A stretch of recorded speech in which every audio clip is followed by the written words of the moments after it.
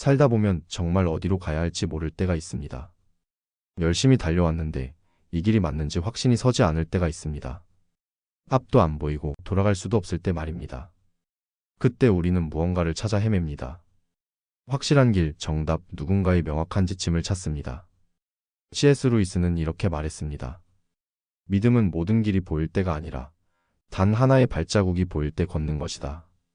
그 한 걸음이 어쩌면 하나님이 이끄시는 길의 시작일지 모릅니다.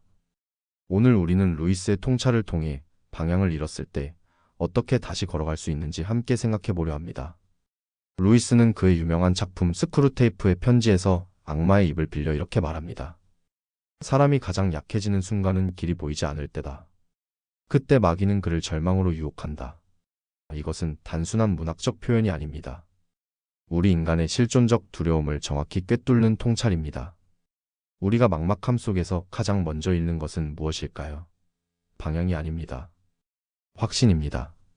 내가 가는 길이 맞는지, 지금 멈춰야 하는지, 기도하며 기다려야 하는지 알 수 없을 때 우리는 불안해지고 결국 아무것도 하지 못하게 됩니다. 중년 이후의 인생은 특히 그렇습니다. 삶의 절반을 지나온 지금 새로운 도전을 하기엔 두렵습니다. 그렇다고 멈추기엔 너무 늦었다고 느낍니다. 이미 너무 많은 것을 투자했고 돌아가기엔 너무 멀리 왔습니다. 그래서 방향을 잃고 마음이 흔들리기 시작합니다. 루이스 자신도 이런 시기를 겪었습니다.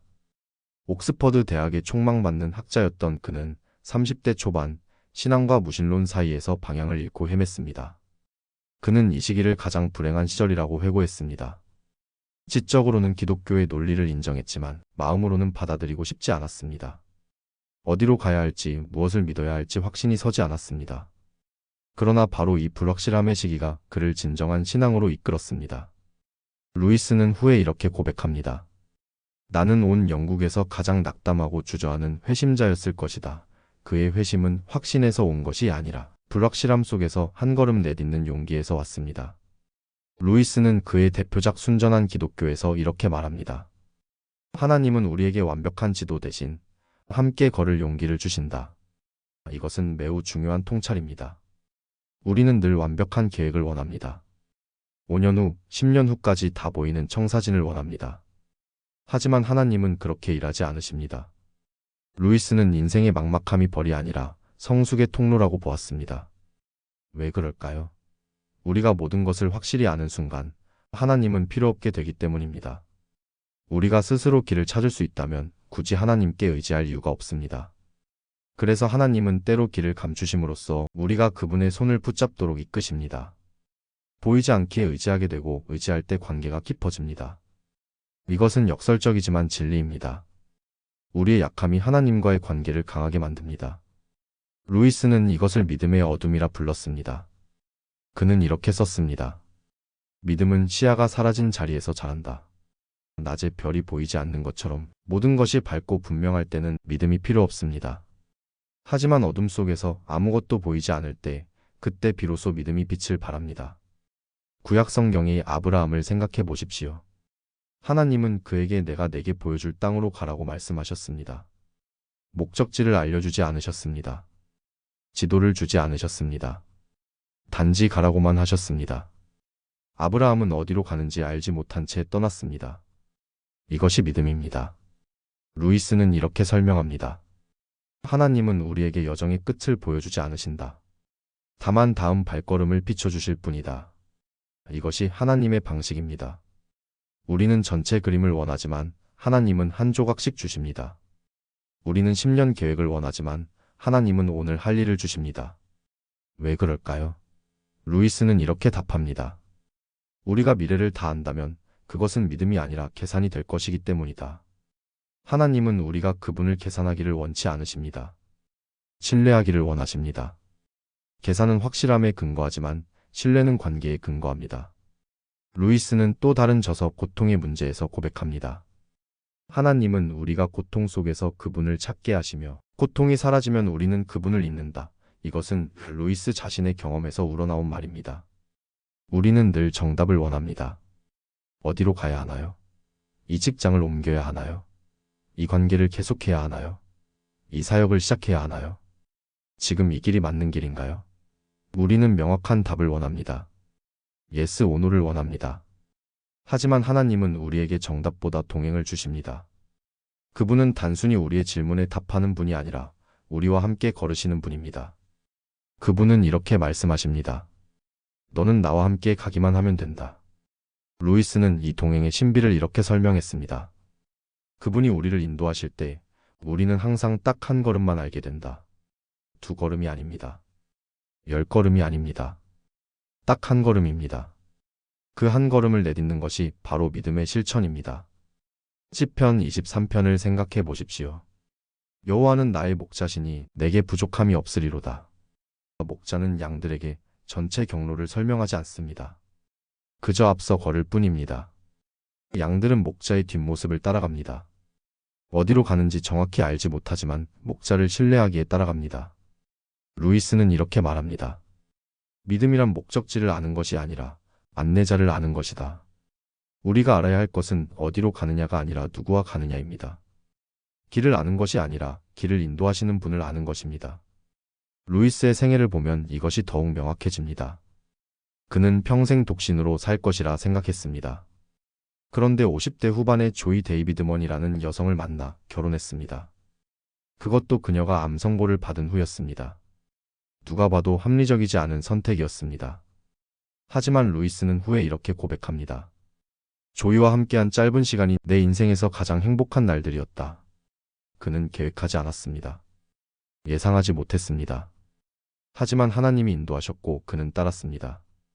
비록 조이는 결혼 4년 만에 세상을 떠났지만 루이스는 그 경험을 통해 사랑과 고통, 그리고 하나님에 대해 더 깊이 알게 되었습니다. 그렇다면 구체적으로 우리는 어떻게 해야 할까요? 루이스의 글과 그의 신앙적 여정을 통해 배울 수 있는 3가지 내적 연습을 제시하고자 합니다. 첫째, 멈추어 듣는 연습입니다. 루이스는 이렇게 말했습니다. 조용히 있을 때 하나님의 음성은 가장 선명하다. 조급함 속에서는 하나님의 속삭임이 들리지 않습니다. 막막할수록 잠시 멈춰야 합니다. 우리 시대의 가장 큰 문제는 멈출 줄 모른다는 것입니다. 끊임없이 움직이고 계획하고 실행하려 합니다. 길이 보이지 않으면 더 빨리 뛰려 합니다. 더 많은 정보를 찾고 더 많은 사람에게 조언을 구합니다. 하지만 정작 하나님의 음성을 듣기 위해 조용히 있는 시간은 갖지 않습니다. 루이스는 매일 아침 기도와 묵상으로 하루를 시작했습니다. 그에게 이 시간은 단순한 종교적 의무가 아니었습니다. 하나님과 만나는 시간이었습니다. 그는 이렇게 썼습니다. 아침의 고요함 속에서 나는 그분의 음성을 듣는다. 그분은 크게 말씀하지 않으신다. 작은 속삭임으로 충분하다. 엘리야 선지자의 경험을 기억하십니까? 큰 바람도 지진도 불도 하나님이 아니었습니다. 하나님은 세미한 음성 가운데 계셨습니다. 우리가 멈추지 않으면 그 세미한 음성을 들을 수 없습니다. 둘째, 지금 이 자리를 충실히 살아가는 연습입니다. 루이스는 말했습니다. 현재의 한순간이 영혼을 비춘다. 어디로 갈지 모를 때는 지금 주어진 자리를 다하면 됩니다. 그 충실함이 다음 길을 비추는 등불이 됩니다. 우리는 종종 현재를 경시합니다. 미래만 생각합니다. 이것이 끝나면, 저것을 얻으면, 그때가 되면 진짜 삶이 시작될 것이라 생각합니다. 하지만 루이스는 경고합니다. 미래에 사는 사람은 현재를 잃는다. 루이스가 옥스퍼드에서 학생들을 가르칠 때 그는 이미 위대한 작가였습니다. 하지만 그는 학생 한 명 한 명을 소홀히 대하지 않았습니다. 그들의 에세이를 꼼꼼히 읽었고 진지하게 피드백을 주었습니다. 누군가 그에게 물었습니다. 그렇게 많은 시간을 학생들에게 쓰시면 글 쓸 시간이 부족하지 않습니까? 루이스는 이렇게 답했습니다. 지금 내 앞에 있는 학생이 하나님께서 나에게 주신 사역입니다. 미래의 독자들보다 현재의 학생들이 더 중요합니다. 이것이 현재를 사는 태도입니다. 예수님도 그러셨습니다. 예루살렘으로 가시는 길에도 십자가를 앞두고도 길가에 맹인을 멈춰 세우고 고쳐주셨습니다. 사람들은 재촉했지만 예수님은 현재의 필요를 외면하지 않으셨습니다. 셋째, 한 걸음의 용기를 내는 연습입니다. 빛이 보이지 않아도 믿음은 발을 내딛는 것이다. 루이스가 강조한 것은 확신의 신앙이 아니라 용기의 신앙이었습니다. 다 보이지 않아도 한 걸음 내디딜 때 그 길이 당신의 믿음을 완성시킵니다.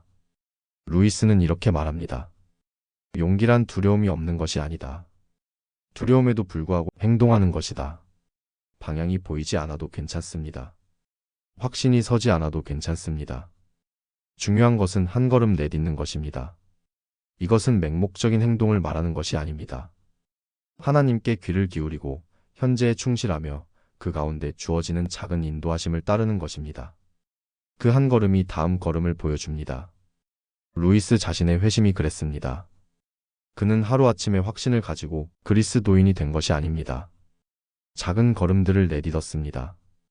기독교 책을 읽고 기독교인 친구들과 대화하고 교회에 나가고 기도를 시도했습니다. 각각의 걸음은 작았지만 그 걸음들이 모여 그를 그리스도께로 인도했습니다.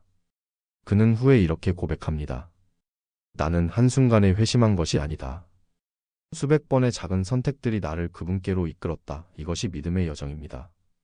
극적인 한 번의 결단이 아니라 매일의 작은 순종입니다. 루이스는 생애 마지막 편지에서 이렇게 썼습니다. 나는 여전히 길 위에 있다. 하지만 이제는 내가 길을 찾는 것이 아니라 그분이 나를 찾고 계심을 안다. 이것이 우리가 기억해야 할 가장 중요한 진리입니다. 당신이 방향을 잃었다고 느낄 때 사실은 하나님이 이미 당신 곁에 와 계십니다. 당신이 길을 찾고 있는 것이 아니라 하나님이 당신을 찾고 계십니다. 루이스는 나니아 연대기에서 이 진리를 아름답게 표현했습니다. 아슬란이 루시에게 말합니다. 네가 나를 찾았다고 생각하지만 사실 내가 너를 찾고 있었단다. 우리의 갈망, 우리의 방황, 우리의 질문 자체가 하나님께서 우리를 찾고 계신다는 증거입니다. 어거스틴은 이렇게 말했습니다. 주님을 위해 우리를 만드셨기에 우리 마음은 주님 안에서 쉴 때까지 불안합니다. 당신의 불안, 당신의 방황이 무의미한 것이 아닙니다. 그것은 당신이 하나님을 향해 가고 있다는 신호입니다. 루이스는 또한 이렇게 말합니다. 하나님은 우리가 완벽한 길을 찾기보다 그분 안에서 길을 살아내길 바라신다. 이것이 핵심입니다. 완벽한 길을 찾는 것이 목표가 아닙니다. 하나님과 함께 걷는 것이 목표입니다. 예수님은 이렇게 말씀하셨습니다. 내가 곧 길이요 진리요 생명이니. 예수님은 길에 대해 말씀하신 것이 아니라 자신이 길이라고 하셨습니다. 우리가 찾아야 할 것은 어떤 방향이나 계획이 아니라 예수님 자신입니다. 당신의 길이 지금 보이지 않나요? 괜찮습니다. 하나님은 이미 그 길 위에 서 계십니다. 당신이 혼자가 아닙니다.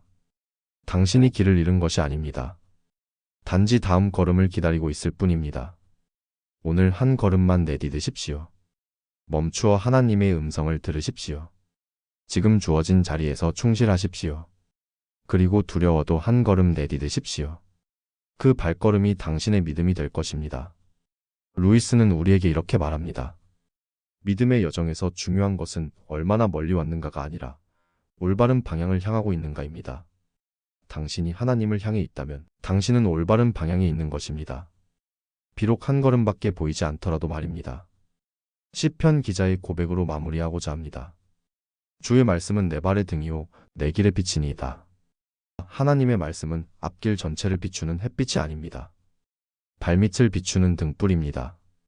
한 걸음씩 갈 수 있을 만큼만 비춥니다. 하지만 그것으로 충분합니다. 당신이 다음 발걸음을 내디딜 때 그 다음 발걸음이 보일 것입니다. 하나님은 당신과 함께 걷고 계십니다. 방향을 잃은 것처럼 느껴지는 이 순간도 하나님의 인도하심 가운데 있습니다. 믿고 한 걸음 내디디십시오. 그것이 당신의 길이 될 것입니다.